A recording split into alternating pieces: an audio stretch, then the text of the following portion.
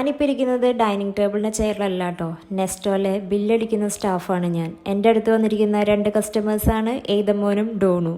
ഞങ്ങൾ കളിക്കുന്ന കളിയാണ് ഇപ്പോൾ കേട്ടോ. ഇവർക്ക് ഇവിടെ വന്നതിന് ശേഷം അറിയുന്ന കടകളുടെ പേരാണ് നെസ്റ്റോ, വിവ, അതേപോലെ തന്നെ ഡേ ടു ഡേ. അതൊക്കെ വെച്ചിട്ടാണ് ഇടയ്ക്ക് ഞങ്ങൾ കളിക്കാറുള്ളത്. ഇവർ കളിക്കുന്നതിൻ്റെ കൂട്ടത്തിൽ ഞാനും ഇടയ്ക്ക് കൂടാറുണ്ട് കേട്ടോ.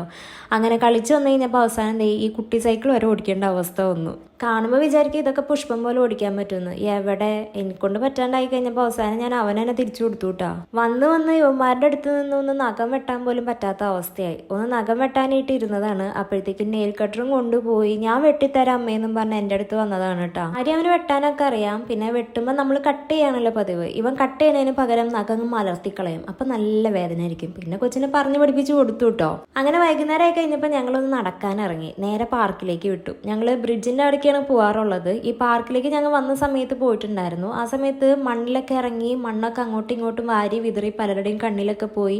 അതിനുശേഷം ഞാനിങ്ങനെ പാർക്കിലേക്ക് കൊണ്ടുവരാറില്ല. ഇതിപ്പോൾ പിള്ളേർ ബോറടിച്ച് അങ്ങേ അപ്പുറമായി. അപ്പോൾ ഞങ്ങൾ വിചാരിച്ചു പാർക്കിലേക്ക് വരാമെന്ന്. അങ്ങനെ പാർക്കിൻ്റെ അകത്തേക്ക് കയറിയപ്പോഴത്തേക്കും മേതമ്മോൻ പറഞ്ഞു, ഇവിടെ കളിക്കുന്ന സാധനങ്ങളുള്ളേ. എവിടെ, മറ്റടുത്താണ് സ്ലൈഡറൊക്കെ ഉള്ളത്. പക്ഷെ ഞാൻ അങ്ങോട്ടേക്ക് കാണിച്ചതേ ഇല്ല. അവിടെ പോയി കഴിഞ്ഞാൽ മണ്ണിൽ കയറി അങ്ങ് നിരങ്ങും. അപ്പം ഞാൻ എന്ത് പറഞ്ഞു, ഇല്ല മോനെ, അത് പൂട്ടിപ്പോയി, ഇവിടെയാണ് എല്ലാവരും കളിക്കുന്നത്, കുറേ ബേബികൾ കളിക്കുന്ന കണ്ടില്ലേ എന്നൊക്കെ പറഞ്ഞ് അങ്ങനെ ഇങ്ങോട്ടേക്ക് കൊണ്ടുവന്നു കേട്ടോ. പിന്നെ ഇവർക്ക് ഇവിടെ ഭയങ്കര ഇഷ്ടപ്പെട്ടു കേട്ടോ. കുറേ ഓടിക്കളിക്കാനൊക്കെ സ്ഥലമൊക്കെ ഉണ്ടല്ലോ. അങ്ങനെ ഓടിക്കളിയും ചാട്ടംകളിയും ഒക്കെ ആയിരുന്നേ.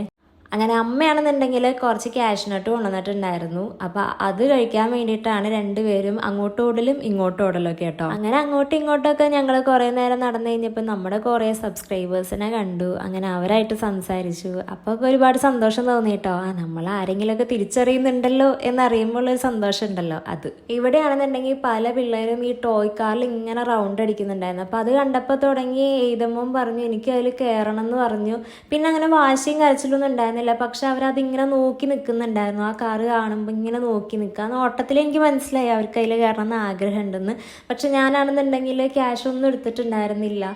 അതിന് ക്യാഷ് കൊടുത്തിട്ട് ഇത്ര സമയത്തിന് ഇത്ര ക്യാഷ് എന്നെങ്ങാണ്ടായിരിക്കണമല്ലോ, അല്ലാണ്ട് അവർ തരാൻ ചാൻസ് ഇല്ല. അപ്പോൾ അത് നെക്സ്റ്റ് ടൈം ഞാൻ വന്നിട്ട് ക്യാഷൊക്കെ കൊണ്ടുവന്ന് ചോദിച്ചിട്ട് നമുക്കതിൽ കയറാം എന്നൊക്കെ പറഞ്ഞ് സമാധാനിപ്പിച്ച് പിള്ളേരെ പിന്നെ അതിൽ നിന്ന് മാറ്റി ഓടിക്കളിയും കാര്യങ്ങളൊക്കെ ആക്കി കൊണ്ടുവന്നു കേട്ടോ. നമ്മൾ കൂടുതലും 1 മണിക്കൂറോളം ആ പാർക്കിൽ സ്പെൻഡ് ചെയ്തു. പിള്ളേർക്ക് ഭയങ്കര സന്തോഷമായി, നമുക്കും ഒരു റിലീഫായിട്ടോ. പിന്നെ രാത്രി അവിടുത്തെ വ്യൂ കാണാൻ വേണ്ടി നല്ല രസമാണ്. പിന്നെ എന്തിനു പറയണ, കുറച്ച് കഴിഞ്ഞപ്പോഴത്തേക്കും രണ്ടും സൈഡായി. ഒരാൾ ഉറങ്ങി, ഒരാൾ അമ്മമ്മയുടെ ഒക്കത്ത് കയറി. അപ്പോൾ ഇത്രയൊക്കെ ഉള്ളൂ. അടുത്ത വിശേഷം നമുക്ക് അടുത്ത വീഡിയോയിൽ കാണാം.